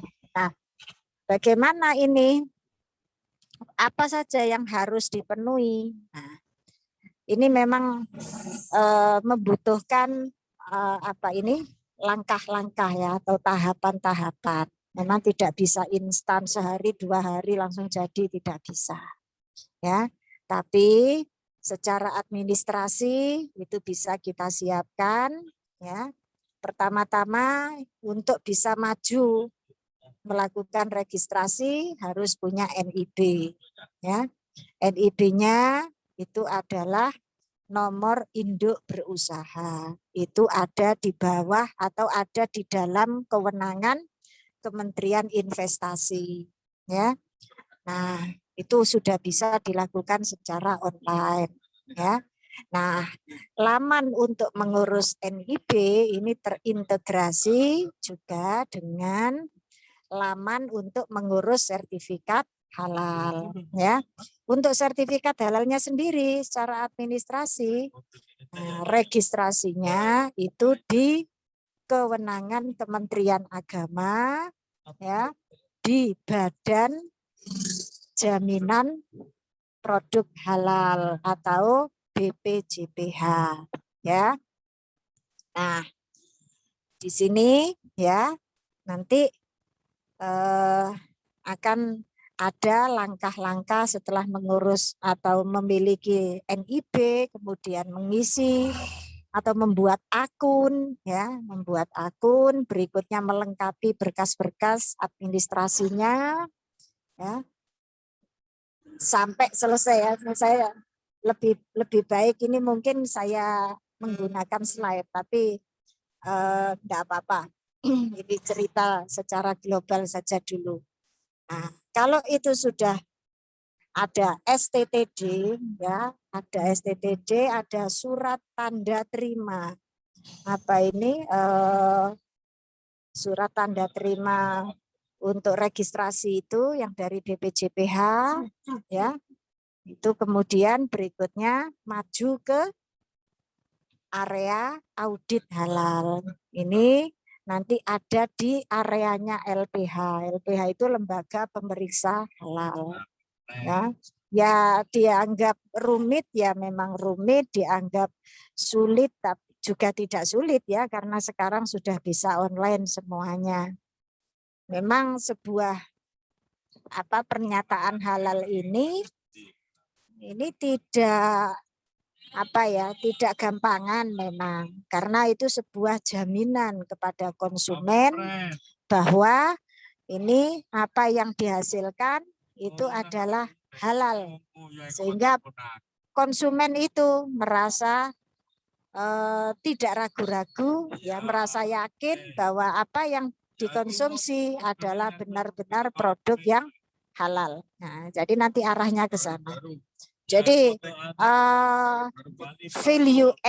value-nya ya, ada value di sini. Kita tidak hanya urusan duniawi, tapi juga urusan akhirat, ya. Kenapa? Karena urusan halal ini jelas sudah perintah dari Allah Subhanahu wa taala. Ada di dalam Al-Qur'an ayat-ayatnya, ya, di surah Al-Baqarah antara lain 158, ya. Ya ayyuhan nas kulu min thayyibati ma razaqnakum halalan thayyiba. Ya, insyaallah seperti itu kurang lebihnya, bahwa perintah untuk mengkonsumsi halal itu tidak hanya kepada orang-orang yang beriman, tapi seluruh umat manusia, tidak hanya orang Islam saja. Ya, sehingga memang pangsa pasar produk halal khususnya di luar negeri, justru di negara-negara non-muslim itu prospeknya cukup bagus. Kenapa? Karena justru orang-orang non-muslim itu memiliki trust yang cukup bagus untuk produk-produk yang halal. Mereka menganggap kalau sudah halal itu sudah bagus, sudah layak, ya, sudah bersih, hygiene, dan seterusnya. Ya. Nah, kembali lagi ke UKM tadi. Ya, kalau UKM ini sudah siap, ya, langsung saja diikuti, ya, prosedur-prosedurnya. Nah, ini bisa masuk ke laman sehati.halal.go.id, ya. Nah, bisa di googling itu. Jadi nanti sudah ada di situ adik-adik yang KKN di UKM bisa mulai mempelajari gimana sih supaya UKM yang kalian dampingi itu mulai menyusun langkah-langkah apa yang harus dipenuhi. Tapi yang pertama kali tadi, ya, NIB itu memang pertama kali sebagai syarat administrasi utama untuk masuk. Ya, seperti itu. Saya kira itu, ya. Untuk berikutnya, nah, oke, saya tambahkan lagi, ya, selain NIB, nah, pelaku usaha yang mengajukan sertifikasi halal itu harus memiliki penyelia halal. Penyelia halal ini siapa sih? Ya, apa tugasnya penyelia halal itu? Penyelia halal itu orang yang bertanggung jawab terhadap keberlangsungan proses produksi di dalam pengolahan makanan minuman yang diproduksi itu.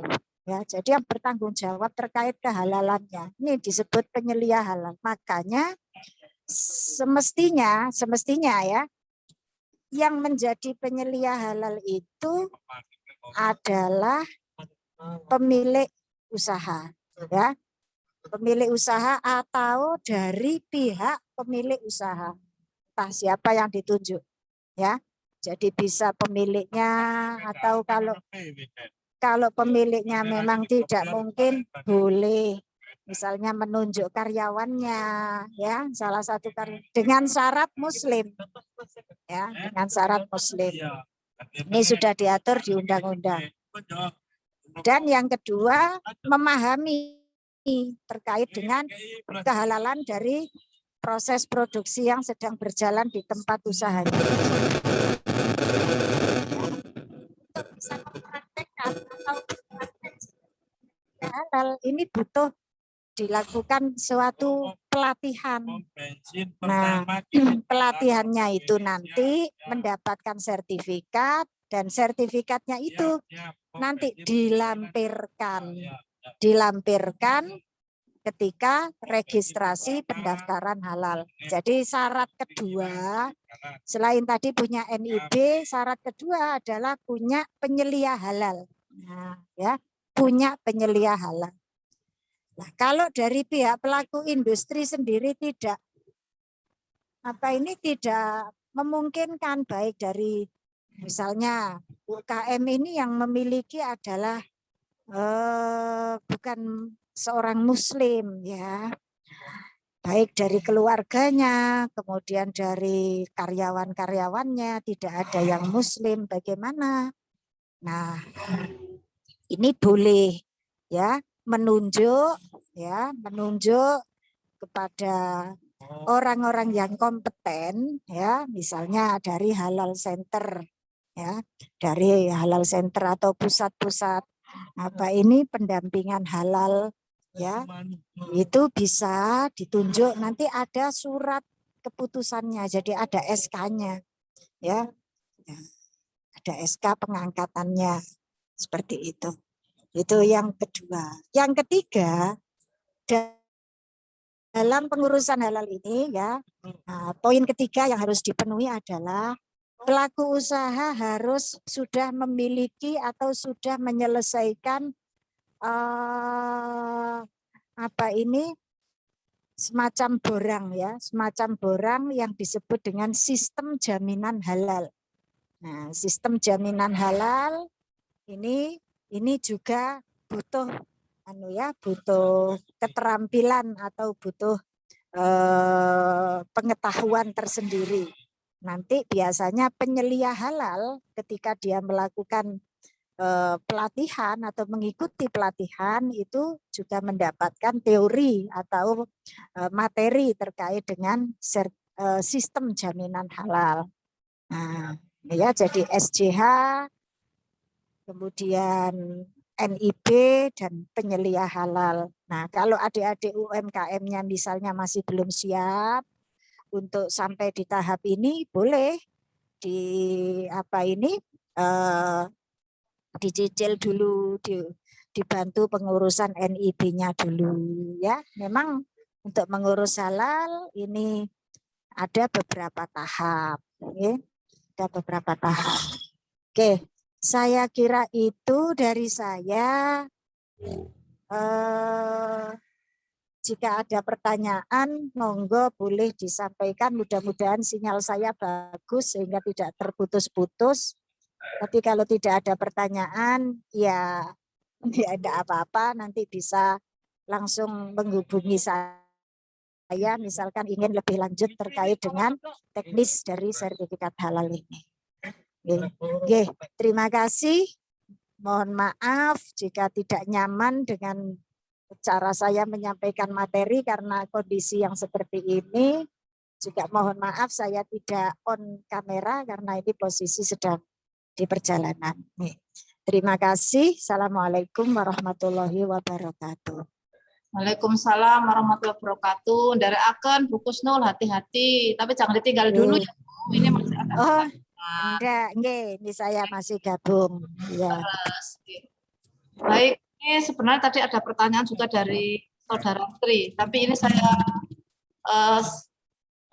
ingin juga mendengarkan secara langsung DPL dari Bu Titik Sundari, DPL atas nama Bu Titik Sundari. Kami persilahkan.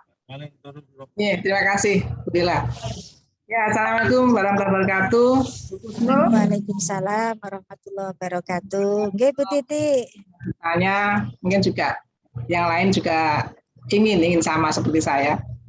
Kira-kira kalau seandainya kita akan ada pendampingan, berapa lama kira-kira sampai bisa keluar sertifikat? Berapa lama?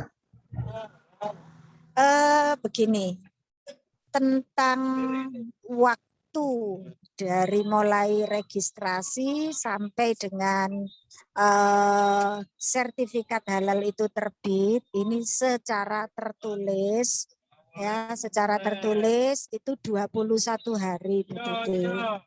21 hari, ya. Jadi saya kurang hafal ini ya untuk rinciannya. Jadi mulai dari registrasi itu 1 hari, itu di laman BPJPH, kemudian ada waktu 2 hari untuk penentuan ke LP POM ya, ke lembaga pemeriksa halal. Jadi lembaga pemeriksa halal ini nanti sampai saat ini yang paling eksis ya, yang paling eksis dan memang sebagai pionir dalam bidang halal itu adalah LP POM ya, LPPOM di bawah MUI, di bawah Majelis Ulama Indonesia. Itu butuh waktu 2 hari.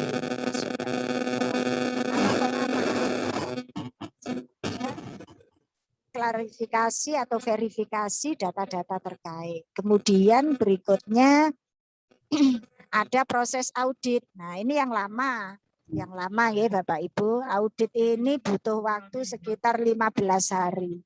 Ya. 15 hari itu nanti tempat usaha panjenengan, maksud saya tempat usaha dari UMKM yang panjenengan dampingi itu didatangi. Jadi kayak akreditasi gitu ya, kayak akreditasi gitu. Nah, kemudian ya itu yang lama, itu termasuk semua proses-proses yang berjalan di dalam area LPPOM ya, dan juga di area Komisi Fatwa MUI ya. Nah, kemudian setelah itu adalah penetapan halal, baru kemudian diterbitkan sertifikat halal 21 hari. Tetapi nah, ini bukan saya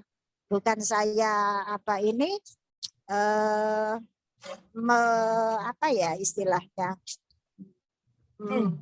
mengangkat atau mengungkap sebuah kelemahan proses, tidak, tapi memang ada sesuatu yang real. Nah, yang real ini memang nanti yang biasanya kena dalam tanda petik tabrakan dari UKM, mana ini sertifikat saya kok belum terbit, kenapa? Biasanya pendampingnya, ya pendampingnya itu yang digupui istilahnya, mana ini? Nah, makanya di sini perlu saya sampaikan juga, ya. Jadi secara tertulis 21 hari, tapi realnya, nah ini bisa sampai 3 bulan, Bapak Ibu, ya. Sampai 3 bulan, bahkan ada yang 4 bulan gitu ya.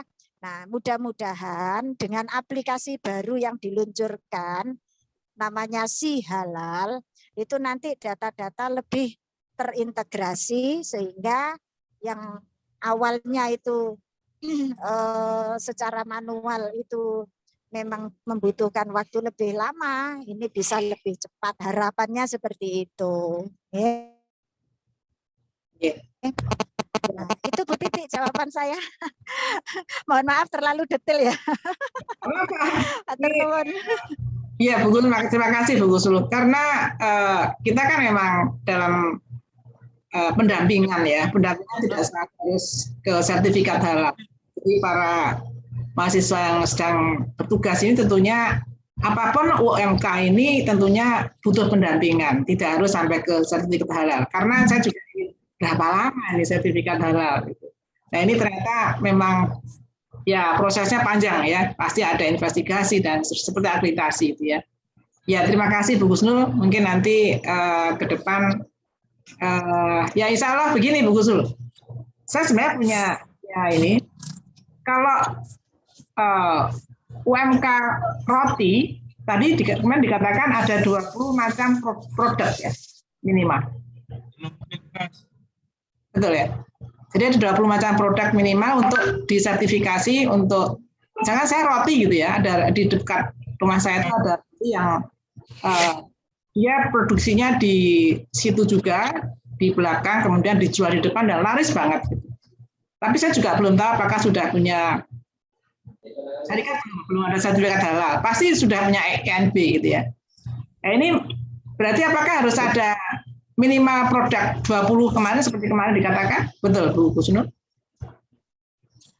Begini, selama yang saya tahu terkait dengan praktek pelaksanaan sertifikasi halal, ya UKM itu tidak harus memiliki minimal 20 produk. Sebetulnya tidak begitu.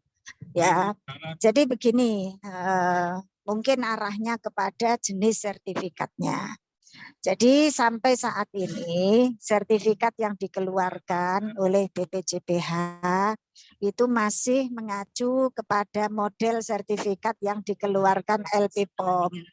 Jadi dulu sebelum BPJPH pengurusan sertifikat halal ini satu pintu di LPPOM. Nah, untuk macam-macam yang bisa didaftarkan sertifikat halalnya itu memang ada pembagian jenis-jenis bahan. Misalnya minuman, kelompok minuman. Nah, misalkan Bu Titi punya usaha minuman herbal. Minuman herbal itu macam-macam. Ada jahe, ada minuman herbal jahe, ada minuman herbal apa, A, B, C, D, F, G. Misalkan ada 6, ada 7. Enggak apa-apa, enggak masalah. Itu bisa masuk dalam satu sertifikat saja. Ya, karena satu jenis. Ya. Tapi kalau misalkan Bu Titi, misalkan Bu Titi punya 2 produk, satunya produk herbal, satunya misalkan produk minuman tapi dari kelompok coklat misalnya, atau dari kelompok susu. Nah, itu beda lagi sertifikatnya.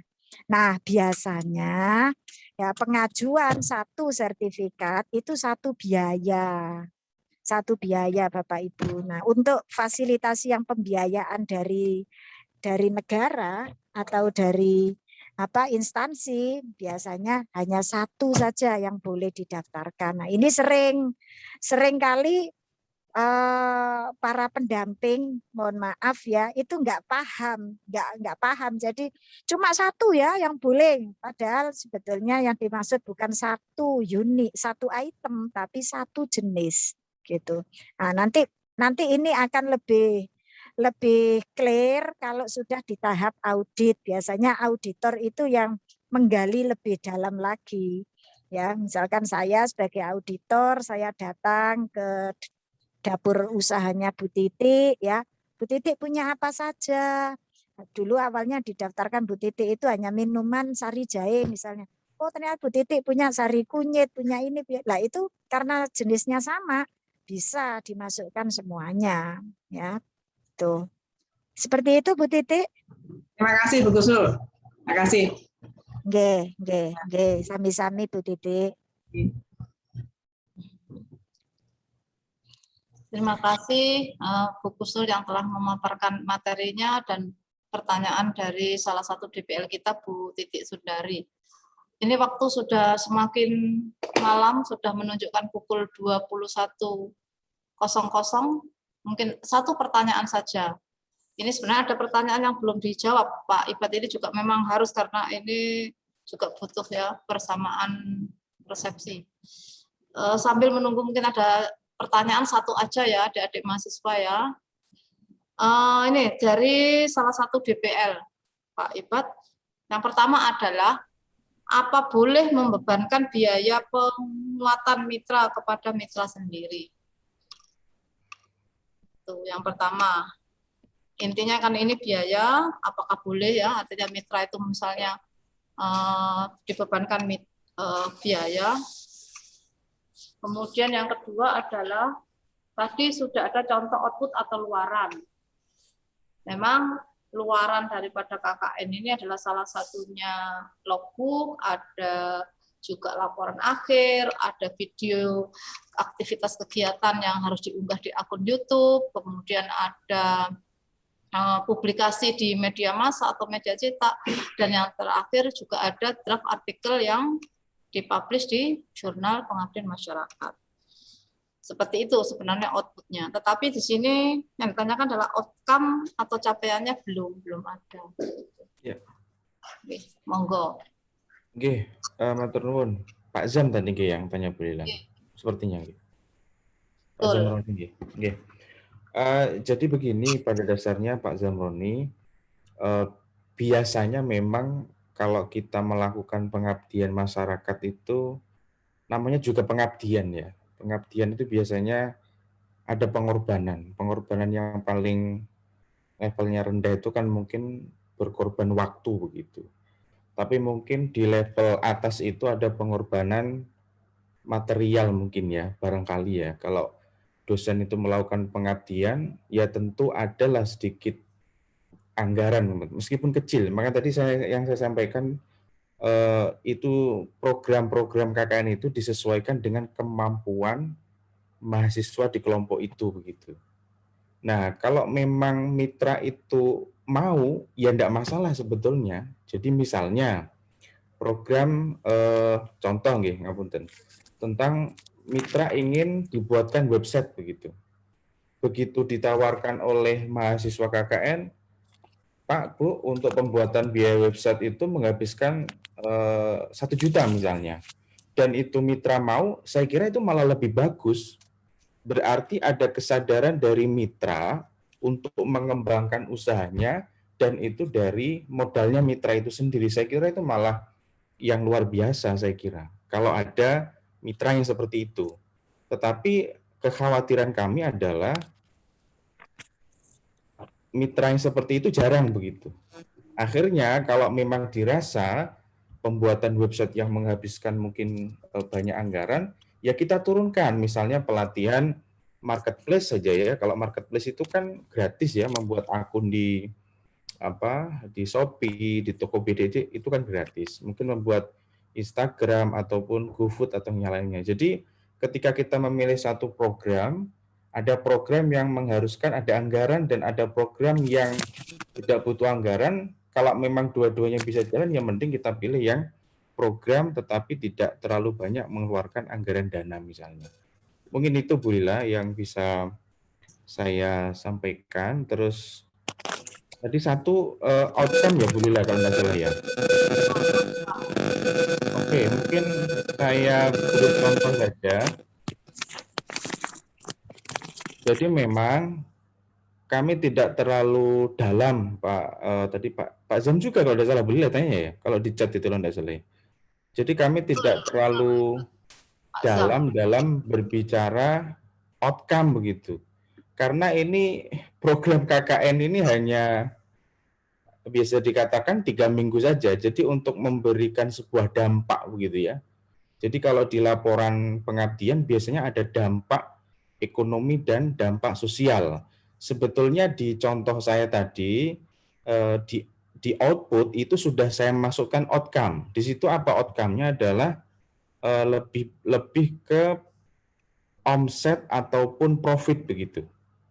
Atau kapasitas produk, atau jumlah produk, atau kuantitas produk, peningkatan kualitas produk itu sebetulnya dia masuk ke outcome begitu. Kalau memang nanti mahasiswa KKN itu bisa ya memberi sebuah dampak yang seperti ini, wah saya kira luar biasa dalam waktu 1 bulan ini begitu. Jadi silahkan nanti Bapak Ibu DPL yang memang punya target besar, enggak apa-apa, kita coba saja. Jadi kalau contoh outcome-nya di sini, ini sebetulnya dari Kementerian sekarang ya, Badan Riset Inovasi Nasional itu menyebutkan seperti ini. Jadi namanya dampak ekonomi dan sosial, itu salah satu contohnya adalah adanya peningkatan kualitas produk, kuantitas produk, jumlah produk, kapasitas produk, jumlah omset ya, dan juga jumlah profit atau keuntungan. Itu bisa nanti. Sebelum KKN itu seperti apa kondisinya, setelah KKN seperti apa, kemudian ada persen peningkatan. Misalnya di sini kapasitas produknya sebelum KKN 50 misalnya. Setelah KKN mungkin 100 misalnya. Berarti kan persen peningkatannya adalah 100% begitu. Itu silahkan, itu boleh. Termasuk juga omset, termasuk juga keuntungan, itu nanti bisa diukur. Iya. Saya kira begitu Bu Lila, itu terkait outcome ya, begitu. Ngoten. Baik, terima kasih. Alhamdulillah jawaban yang disampaikan oleh Pak Ibad sudah mewakili pertanyaan dari Pak Zamroni.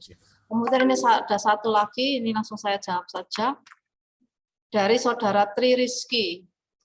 Sebenarnya tadi itu sebenarnya sudah disampaikan oleh Bu Kusnul ya. Jadi izin bertanya untuk mitra yang digandeng apakah harus memiliki NIB. Nah, mungkin nanti bisa ditambahkan oleh Bu Kusnul, karena ini juga sebelumnya juga ada pertanyaan yang seperti itu, Bu Kusnul. Intinya kan tidak harus ya UMKM yang adik-adik dampingi itu sudah memiliki NIB. Seandainya belum memiliki NIB ya tidak apa-apa. Berarti tugasnya adik-adik memberitahu, menginformasikan bagaimana caranya untuk mendaftarkan NIB atau untuk mendapatkan nomor induk berusaha. Kenapa kok harus mempunyai nomor induk berusaha? Karena arahnya tadi kan disampaikan adanya sertifikasi halal. Nah, sertifikasi halal itu harus ada NIB. Dan NIB ini harus diupdate. Jadi yang mungkin sudah UKM yang sudah memiliki NIB itu harus diupdate.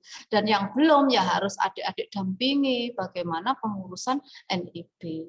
Kemudian yang kedua, tidak hanya itu, untuk mendapatkan sertifikasi halal harus ada izin edar. Layak sehatkah produk tersebut untuk dikonsumsi. Kemudian harus konsisten kurang lebih 3 tahun untuk menjalankan produknya. Nah, ini kan juga hal yang tidak mudah ya, untuk mendapatkan sertifikasi halal harus ada NIB, ada izin edar, kemudian ada produknya konsisten. Jadi misalnya kalau tadi katakan jamu ya jamu, terus jamu herbal terus, ya tidak beralih misalnya jamu besok ganti produk yang lain begitu. Nah, ini harus konsisten selama 3 tahun untuk memproduksi produk tersebut. Kemudian ada aset, kemudian tadi disampaikan Bu Titik tadi, juga sudah dijawab oleh Bu Kusun, ada produk sebanyak 20 macam tadi. Ya, jadi yang bertanya, Saudara Tri Rizky, itu jawaban dari saya, mungkin Bu Kusnul bisa menambahkan, karena tadi beliau juga sudah izin untuk live dari ruang Zoom ini, mungkin adik-adik bisa menghubungi beliaunya secara langsung. Ya. Bagaimana Pak Iqbal selaku Ketua Penyelenggara kegiatan ini, untuk malam ini kita akhiri? Oke, saya kira kalau sudah ini cukup, Lila, kita bisa akhiri, dan saya kira tetap ya kita koordinasi lewat WhatsApp gitu ya, grup WA kita terbuka. Oke, monggo Lila. Terima kasih atas izin dari Ketua Penyelenggara dan Ketua LBPM Umaha bahwa sesi progres dan monitoring pra KKN UMA 2021 akan kita tutup. Tetapi sebelumnya mungkin adik-adik ini belum ada yang ditanyakan atau memang malah tambah penasaran, tambah bingung dan sebagainya terkait dengan tadi ya, yang mungkin ada sertifikasi halal itu seperti apa. Nah, itu adik-adik bisa menanyakan langsung kepada Direktur Halal Center ya, yang pada intinya mahasiswa ini sebagai target dan adik-adik nantinya akan didampingi atau dibimbing. Jadi jangan khawatir adik-adik dibiarkan begitu saja. Dan saya kira tidak semua yang hadir di sini adalah paham tentang program-program daripada sertifikasi halal ya. Jadi intinya kita akan semakin banyak produk yang tersertifikasi halal, itu sungguh produk yang luar biasa. Itu saja intinya. Jadi mudah-mudahan dari hasil yang ada didampingi bisa sampai menghasilkan sertifikasi halal sebanyak-banyaknya. Begitu ya Pak Ibat ya. Iya, amin, amin. Amin ya. Jadi itu kata kuncinya adik-adik, dan adik-adik tidak perlu khawatir karena ini nantinya adik-adik didampingi dan dibimbing ya dalam proses bagaimana memberikan penyuluhan atau pendampingan kepada masyarakat. Bagaimana kalau adik-adik sendiri bingung mau menyampaikan ke masyarakat ya nanti malah bingung masyarakatnya ya. Jadi jangan khawatir, dengan sesi atau waktu tertentu kita akan hadirkan kembali. Tapi pada intinya kami di sini sebagai tim LPPM menagih laporan pra KKN yang harus dikumpulkan hari Rabu. Insya Allah hari Rabu esok ya Pak Ibat ya. Mudah-mudahan Google Form yang belum diisi segera diisi, mitranya yang belum dapat segera disampaikan, dan yang belum dapat sampai detik ini juga harus disampaikan. barangkali belum bisa mencari begitu, sudah mentok ya silakan datanglah ke LPPM, barangkali kami akan membantu mencarikan UMKM yang ada di sekitar kita. Baik, itu saja sesi malam ini sebagai sesi pertama. Mudah-mudahan kita dipertemukan kembali di sesi-sesi berikutnya yang bermanfaat, dan segala kekurangan hanya milik kita, kelebihan hanya milik Allah Subhanahu wa Ta'ala. Saya selaku moderator yang mengawal acara ini berterima kasih atas kehadiran adik-adik semua dan para narasumber yang hebat-hebat, para DPL yang luar biasa. Sekali lagi, mohon maaf, terima kasih. Semoga menjadi manusia yang hebat, kuat, dan bermartabat, bermanfaat untuk kemaslahatan umat. Akhirul kalam, wallahul muwaffiq ila aqwamit thoriq. Assalamualaikum warahmatullahi wabarakatuh.